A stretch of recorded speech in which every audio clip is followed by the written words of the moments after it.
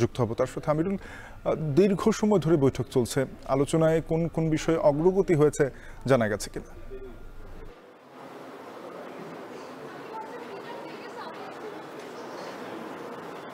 শাপিন, 5 ঘন্টারও বেশি সময় ধরে কিন্তু এই বৈঠকটি চলছে। আমরা এখন পর্যন্ত যে বিষয়টি জানতে পেরেছি যে আজকের বৈঠকের যে দুইটি বিষয় ছিল, এর মধ্যে অন্যতম যে রাজনৈতিক দলের এবং প্রার্থীর যে আচরণ বিধিমালা, সেটি বলা চলে মোটামুটি চূড়ান্ত পর্যায়ে এসেছে। আমরা দেখেছিলাম যে সকাল 11টায় বৈঠকটি শুরু হয়ে দুপুর 2টা পর্যন্ত চলেছিল। এর মধ্যভাগে কিন্তু আমরা দেখেছিলাম যে বিরতি দিয়ে এখন আবার বসেছে কমিশনের কর্মকর্তারা, এবং এই যে এখানটায় আচরণ বিধিমালা মূলত চূড়ান্ত করা হচ্ছে। এর মধ্যে অন্যতম হিসেবে থাকছে যে প্রার্থীরা যারা প্রচারণা করুন, বিশেষ করে সামাজিক যোগাযোগ মাধ্যমের যে ব্যবহার, সেটি নিয়ে একটি নির্দেশনা আসতে যাচ্ছে, এবং সেই সাথে অন্যান্য যে বিষয়গুলো রয়েছে যেমন ব্যানার এবং ফেস্টুন বিলবোর্ডের যে বিষয়টি আমরা কিন্তু দেখেছিলাম যে খসড়ার মধ্যে যেটি বলা হয়েছিল যে এবার কিন্তু পোস্টারের যে ব্যবহার, সেটি কিন্তু ব্যবহারে বাধা বা কিংবা রাখা না হতে পারে, এবং সেই সাথে এআই প্রযুক্তির ব্যবহারটিও কিন্তু রয়েছে। এবং একই সাথে আপনি জেনে থাকবেন যে যেহেতু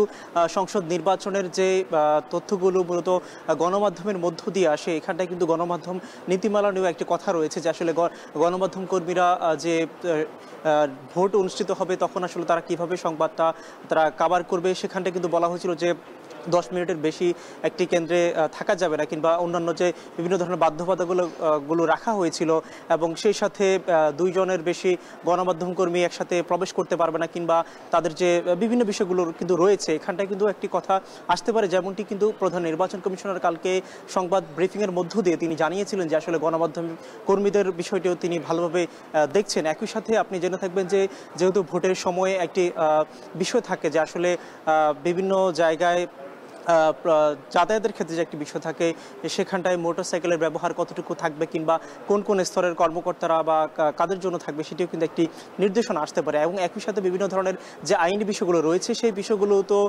কিছুটা জটিলতা রয়েছে। আমরা সচিবের মধ্য দিয়ে তেমনটি জানতে পারছিলাম, যিনি মূলত এই সভায় রয়েছেন, আমরা কিন্তু তিনি আমাদেরকে সেই বিষয়টি নিশ্চিত করেছেন, এবং বলা চলে প্রায় 5 ঘন্টার বেশি সময় ধরে যে বৈঠকটি চলছে, সেটি কিন্তু বলা চলে আরও কিছুক্ষণ পর হয়তো বা আমরা ব্রিফিংয়ের মধ্য দিয়ে চূড়ান্ত আপডেট জানাতে পারবো যে আসলে আজকে কোন বিষয়গুলো চূড়ান্তভাবে সম্পন্ন হচ্ছে। শাপিন, আপনি নিশ্চয়ই নির্বাচন কমিশনের বৈঠক পরবর্তী ব্রিফিংয়ে আমাদেরকে জানিয়ে দেবেন যে নবম সভায় আসলে কি কি সিদ্ধান্ত নেওয়া হলো। নির্বাচন কমিশন সচিবালয় থেকে যুক্ত হয়েছিলেন সহকর্মী মিয়া আমিরুল।